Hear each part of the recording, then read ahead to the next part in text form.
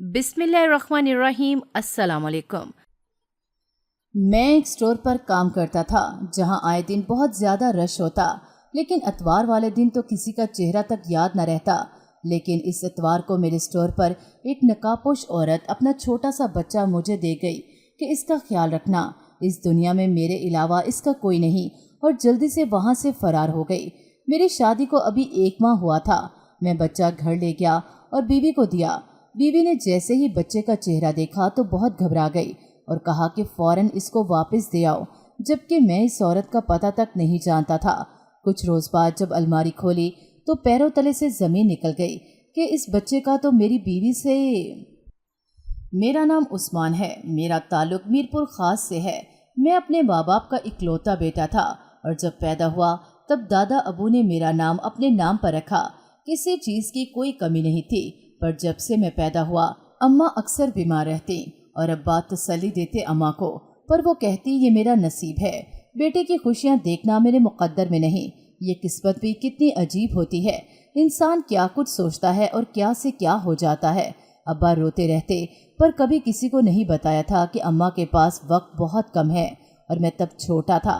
मुझे इन बातों की समझ नहीं थी, वरना आज के दौर के बच्चे तो बहुत समझदार हैं। जब हमारा ज़माना था हमें कुछ खास समझ नहीं हुआ करती थी। मैं बचपन से बहुत ज़हीन था, हर क्लास में फर्स्ट आता और इसे स्कूल में मेरे वालिद पढ़ाते थे। कुछ उनका मान रखने के लिए मैं भी दिन रात पढ़ाई करता। मुझे पढ़ने लिखने का शौक़ भी बहुत था। जो ख्वाब मेरे वालिद ने मेरे लिए देखे थे उनको पूरा करना चाहता था। मेरी वालदा एक नेक खातून थी। वो हर रोज़ सुबह मुझे नाजरा पढ़ाती और ज़ुबानी याद भी करवाती, दीन दुनिया के बारे में भी बताती। पर अचानक उनकी तबीयत बिगड़ने लगी। मैं 8वीं क्लास का बोर्ड का इम्तिहान अच्छे नंबरों से पास किया था, और जैसे घर अपनी अम्मा जान को बताने घर पहुंचा, वो इस दुनिया से हमेशा के लिए जा चुकी थी। मेरी दुनिया उजड़ गई। माँ के बगैर जीना आसान नहीं होता। माँ के चले जाने का दुख वही समझ सकता है जिसकी माँ नहीं होती।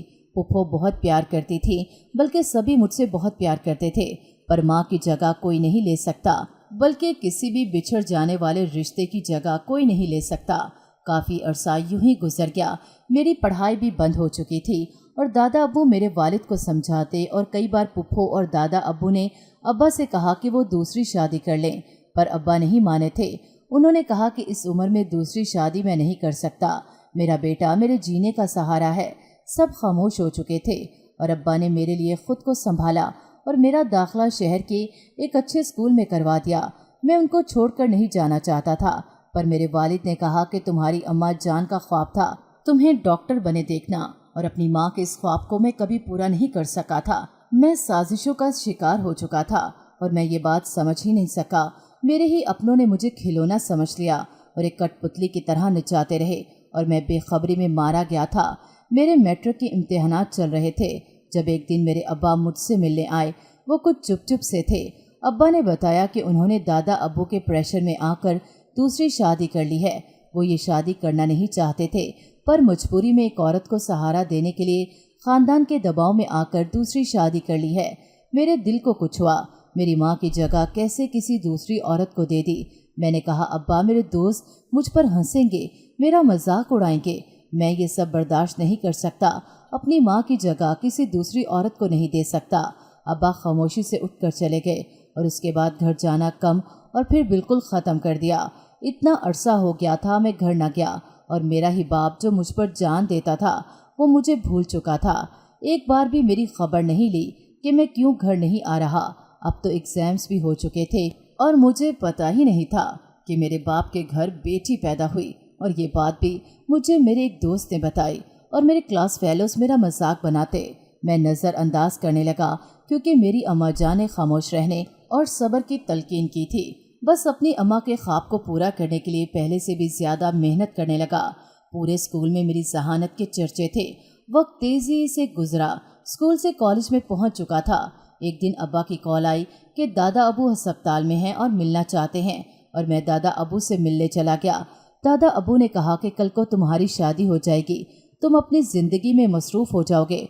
तुमने अपने बाप का सोचा, इसका क्या होगा? अगर मैंने तुम्हारे बाप की शादी कर दी है तो वो मेरा भी बेटा है, मुझे तुम्हारे जितना ही अजीज़ है। اب اپنا غصہ ختم کر دو، اس لیے نہیں کہ میں کہہ رہا ہوں، بلکہ اپنی اس ماں کی خاطر جو کہا کرتی تھی کہ اسے اپنے بیٹے عثمان پر فخر ہے۔ اور میں سب کچھ بھول کر گھر جانے لگا تھا، اور اسی دوران دادا ابو اس دنیا سے چلے گئے۔ مجھے رشتے راس نہیں آ رہے تھے، ایک ایک کر کے سبھی مجھ سے جدا ہو رہے تھے۔ مجھے ایسا لگتا تھا جیسے میری دنیا ختم ہو جائے گی اور میں تنہا رہ جاؤں گا۔ ایک دن میری دوسری ماں کی بھتیجی مجھ سے ملنے آئی۔ وہ بہت نخرے والی تھی، پر یہاں پرواہ کسے تھی؟ اور حیرت کی بات کہ میں اس سے پہلی بار مل رہا تھا، اور وہ ایسے بات کر رہی تھی جیسے مجھے سالوں سے جانتی ہو۔ میں نے اس سے کوئی بات نہ کی اور کالج واپس آ گیا، لیکن جب سے گھر سے آیا تھا میں نے ایک بات نوٹ کی تھی۔ گھر اب ویسا نہیں رہا تھا جیسے میری اماں نے اس گھر کا خیال رکھا تھا، اور ابا پر اتنا قرض کیسے چڑھ چکا تھا۔ ابا کی جاب بھی ختم ہو گئی تھی، اور میرے کالج کی فیس بھی ابا نے دینے سے انکار کر دیا۔ ابھی میں میڈیکل کر رہا تھا جب ایک دن گھر آیا تو ابا نے کہا وہ کہاں سے اتنی بھاری فیس ادا کریں، تم پڑھنا چھوڑ دو۔ میں نے کہا ابا آپ جانتے ہیں میرا میڈیکل کا دوسرا سال چل رہا ہے، میں اپنی پڑھائی درمیان میں نہیں چھوڑ سکتا۔ آپ ہی تو کہتے تھے پڑھو اور ڈاکٹر بنو، اس علاقے کو میری ضرورت ہے اور اماں کا خواب بھی ہے، اب کیسے آپ مکر سکتے ہیں؟ پر ابا نے کہا باپ سے زبان نہ لڑاؤ، جا کر کوئی کام ڈھونڈو، میرے پاس اب کچھ نہیں بچا، سب کچھ تباہ ہو گیا ہے۔ میں بہت غصے میں تھا، اور میری دوسری ماں نے اچھا بننے کا ناٹک کیا تھا، کیونکہ میری پھپھو بتا چکی تھی کہ سب کچھ میری دوسری ماں اور اس کا بھائی کھا چکے ہیں، اب کچھ نہیں بچا، بس تمہارا باپ رہ گیا ہے۔ اگر یہی کچھ چلتا رہا تو ایک دن تم اپنے باپ سے بھی ہاتھ دھو بیٹھو گے۔ ہماری زمین بک چکی تھی، اور جب ابا سے پوچھا تو ابا نے کہا اپنے کام سے کام رکھا کرو، سب میرا تھا بیچ دیا تو کیا ہوا؟ میں نے کہا ابا ہوش میں آئے، آپ کی دوسری بیوی آپ کو کنگال کر کے رکھ دے گی۔ پر ابا نے ڈانٹ دیا، اور میں سارا دن آوارہ گردی کرنے لگا۔ صبح کو گھر سے نکلتا اور شام کو گھر آتا۔ جب ایک دن میری دوسری ماں اپنی بھتیجی سے کہہ رہی تھی، دیکھا کیسے اس 2 ٹکے کے لڑکے کی پڑھائی ختم کروا دی، اگر پڑھ لکھ جاتا تو کبھی تم سے شادی نہ کرتا اور جائیداد بھی ساری اس کی ہو جاتی، اب بس اس کو تم سے شادی کرنا ہوگی یا پھر یہ گھر چھوڑنا ہوگا۔ میرا غصہ آسمان کو چھو رہا تھا، پر ابھی وقت میرے ہاتھ میں نہیں تھا۔ ابا کی آنکھوں پر اپنی دوسری بیوی کی محبت کی پٹی بندھی تھی، ان کو بس وہی صحیح لگتی اور میں غلط لگتا۔ اپنی ماں کی قبر پر جا کر ان کو سب بتانے لگا، اس امید پر کہ وہ سب کچھ سن رہی ہوں گی۔ میں لاڈ پیار میں پلنے والا لڑکا جب ٹھوکریں لگیں تو اپنی عمر سے زیادہ سمجھدار ہو چکا تھا۔ میں پڑھنا چاہتا تھا، تایا ابا سے کہا کہ مجھے سپورٹ کریں، پر انہوں نے کہا کہ تمہارے باپ نے ہمیں دیا ہی کیا ہے جو ہم سے مدد کی امید رکھتے ہو۔ وہ پھپھو جو محبت کے دعوے کرتی تھی کہنے لگی، میں کچھ نہیں کر سکتی، تمہارے باپ سے تو میں نے اپنا حصہ بھی نہیں لیا، ورنہ سڑک پر آ جاتا۔ میرا احسان مانو، اور میں مایوس ہو کر گھر لوٹ آیا تھا۔ مجھے 2 سال ہو چکے تھے پڑھائی چھوڑے ہوئے، اور ابا بھی بیمار رہنے لگے تھے۔ جب ایک دن ابا نے مجھ سے کہا کہ میرے سر پر سہرا لگا دیکھنا چاہتے ہیں اور میرا رشتہ دوسری ماں کی بھتیجی کے ساتھ کرنا چاہتے ہیں، میں نے اسی وقت صاف انکار کر دیا۔ ابا نے کہا کہ کس بات کی اکڑ ہے، تمہارے پاس ہے ہی کیا؟ تم تو شکر مناؤ کہ تمہاری ماں نے تم جیسے آوارہ اور نکمے کے لیے رشتہ ڈھونڈا۔ میں نے کہا یہ عورت کبھی میری ماں نہیں ہو سکتی، لیکن افسوس جب آپ کی آنکھوں پر بندی محبت کی پٹی اترے گی تو سوائے پچھتاوے کے آپ کے ہاتھ کچھ نہیں آئے گا۔ تب میری سوتیلی ماں پھر سے ابا کے سامنے اچھا بننے کا ناٹک کرنے لگی اور ابا سے کہا کہ آپ میرے بیٹے کو کیوں ڈانٹ رہے ہیں، اسے وقت دیں سوچنے کا، خود ہی مان جائے گا جب دیکھے گا کہ میرے ماں باپ میرا اچھا ہی سوچ رہے ہیں۔ میں غصے میں تھا، ان کی اصلیت سامنے لا سکتا تھا، لیکن ابا اس عورت پر اندھا اعتماد کرتے تھے۔ میں کمرے میں آ گیا، کچھ دن بہت خاموشی رہی گھر میں، اور مجھے ایسا لگ رہا تھا جیسے کچھ ہونے والا ہے۔ پھر ایک دن میری سوتیلی ماں نے مجھے کمرے میں بلایا، وہ خود وہاں سے چلی گئی اور اپنی بھتیجی کو کمرے میں بھیج دیا اور اوپر سے ابا کو بلا لیا۔ میری سوتیلی ماں کی بھتیجی رونے لگی اور کہنے لگی کہ اس نے مجھے دھوکے سے کمرے میں بلایا، ایک طرف تو یہ مجھ سے شادی نہیں کرنا چاہتے اور دوسری طرف مجھے کمرے میں بلا کر، اور پھر وہ رونے لگی۔ میری سوتیلی ماں نے کہا کہ آپ ابھی مولوی صاحب کو بلائیں اور ان دونوں کا نکاح کروا دیں، کسی کو کچھ پتہ نہیں چلے گا۔ میں نے کہا ابا یہ عورتیں جھوٹ بول رہی ہیں، یہ سب ان کی سوچی سمجھی سازش ہے، آپ تو مجھے جانتے ہیں میرا کوئی قصور نہیں۔ ابا نے میری بات نہیں سنی اور مجھے تھپڑ مار دیا۔ ابا نے کہا مجھے افسوس ہے کہ تم میرے بیٹے ہو، میں سوچ بھی نہیں سکتا تھا کہ تم اس حد تک گر جاؤ گے۔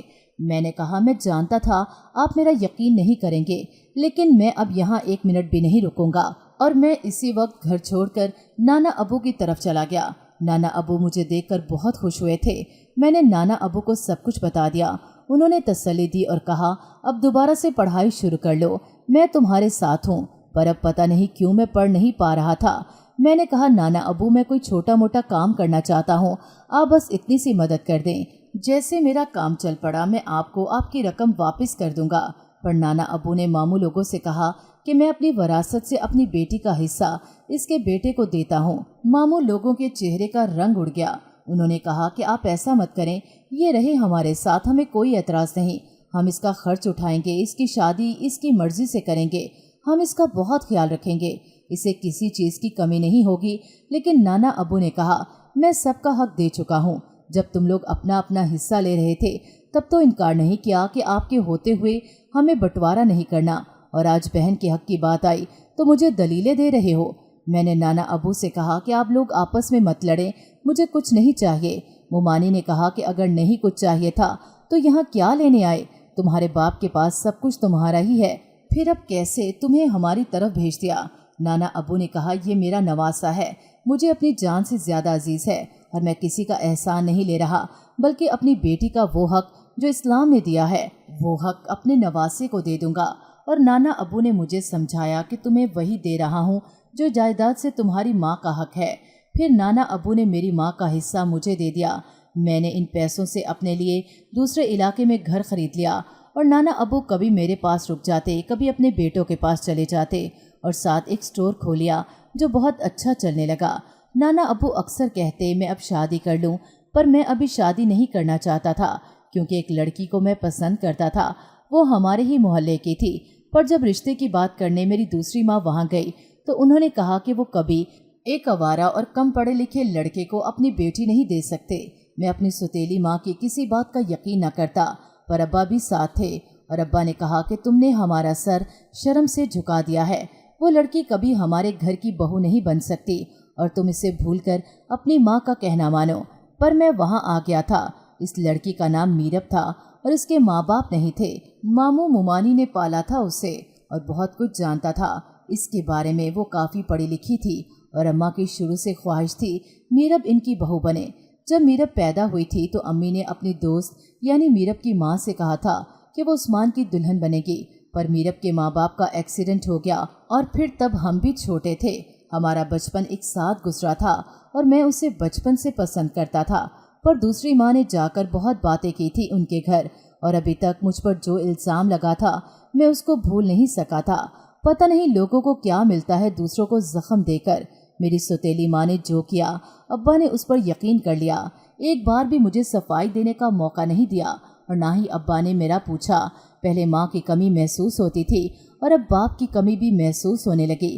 کبھی کبھی نانا ابو آ جاتے تو میرا دل بہل جاتا ہے۔ اور ایک دن نانا ابو کو میرب کے بارے میں بتایا جس لڑکی کو پسند کرتا تھا، اور پتہ نہیں وہ مجھے پسند کرتی ہوگی یا نہیں، اور کیا پتہ اتنے سال ہو گئے اس کی شادی نہ ہو گئی ہو۔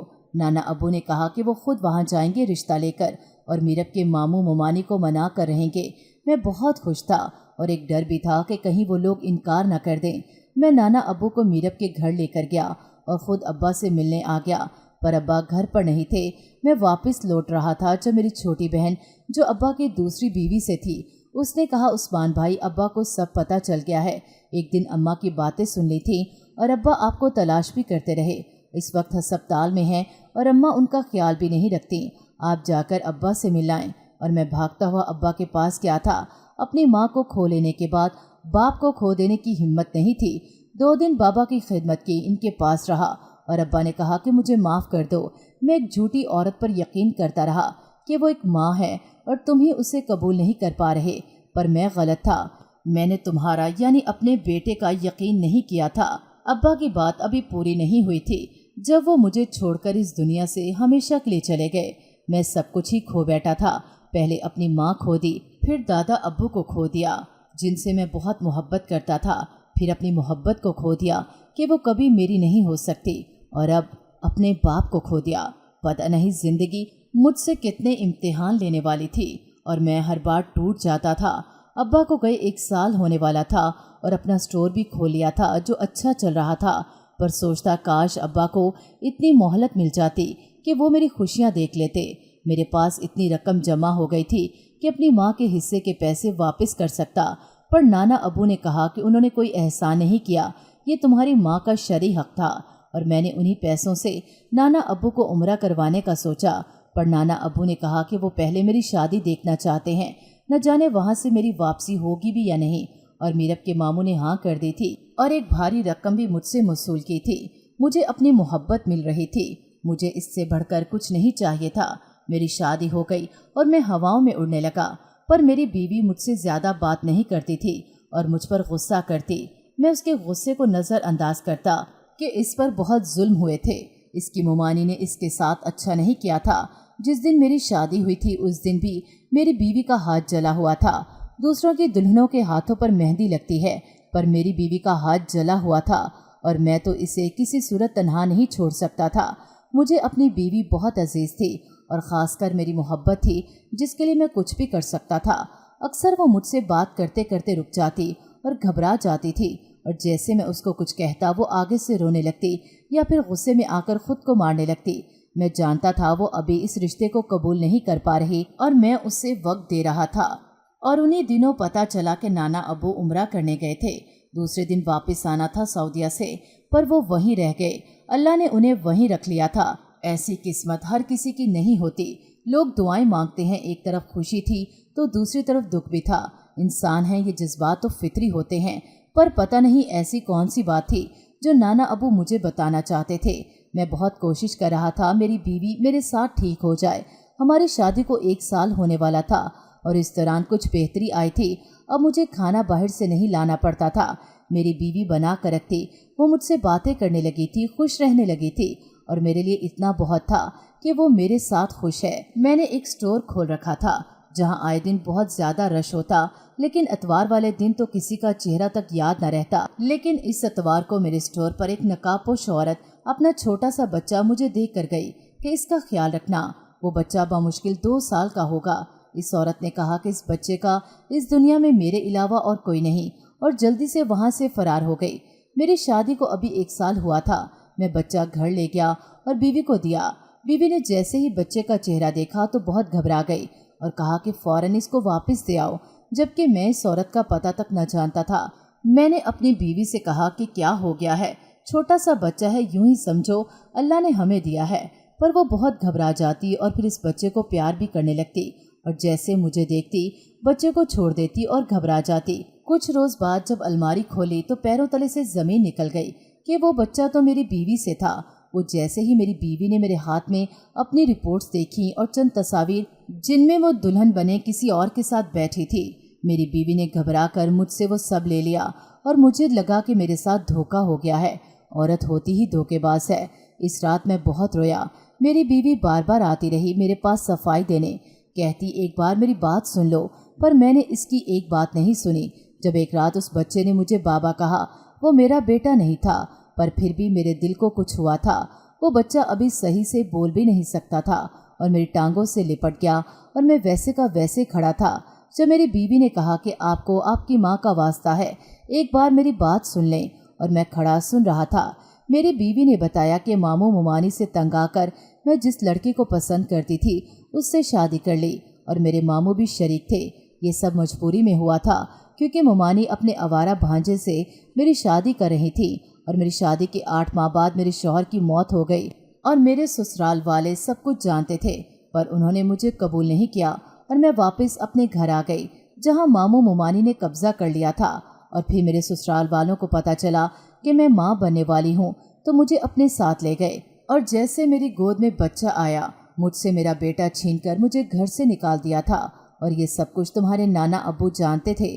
मैंने उन्हें सब कुछ बता दिया था, और तुम्हारे नाना अब्बू ने कहा था कि उस्मान मेरा नवासा है, वो तुमसे बहुत मोहब्बत करता है, और मैं ये दावा करता हूँ अगर उसे सच्चाई ना भी बताओ तो इस सच्चाई के पता चलने पर भी वो तुम्हें कभी नहीं छोड़ेगा, क्योंकि वो मोहब्बत निभाने वालों में से है। और जिस औरत ने बच्चा आपको ला कर दिया वो मेरी जेठानी थी, और मेरा बेटा मुझे लौटा गई थी, और आपको शादी के बाद सब कुछ बताना चाहती थी, पर मुझ में हिम्मत नहीं हुई। मुझे लगा जितने आप गुस्से वाले हैं कहीं मुझे छोड़ ना दें, और नाना अब्बू से कहा कि जैसे वो उम्रा करके वापस आते हैं खुद सब कुछ बता देंगे। मैं अब इस डर के साथ ज़िंदगी नहीं जी सकती, पर नाना अब्बू कभी वापस नहीं आ सके, ये सच है। मैं भी आपसे मोहब्बत करने लगी हूँ और आज भी कहती हूँ इस बच्चे को वापस इन लोगों को दे आएं। मेरी बीवी रो रही थी और मैं सोच रहा था ज़िंदगी भी कैसे कैसे इम्तिहान लेती है। मैंने मोहब्बत की थी और इसका ये मतलब नहीं था मैं अना में आकर खुद गर्ज बनकर अपनी बीवी को छोड़ देता, ये उससे उसका बेटा छीन लेता। 9 साल हो चुके हैं हमें। मेरी बीवी ने मेरा दिल जीत लिया था। हम बहुत खुश हैं। हमारे 3 बेटे हैं और जो मेरी बीवी का माजी था उसे माजी ही रहने दिया, क्योंकि इसी में सबकी बेहतरी थी और इसी में इस बच्चे की बेहतरी थी जिसका कोई भी कसूर नहीं था। नाज़रीन, अगर आपको हमारी कहानी अच्छी लगी है तो वीडियो को लाइक करें, शेयर करें और हमारे चैनल को सब्सक्राइब करें। अगली वीडियो तक इजाज़त दें। अल्लाह हाफिज़।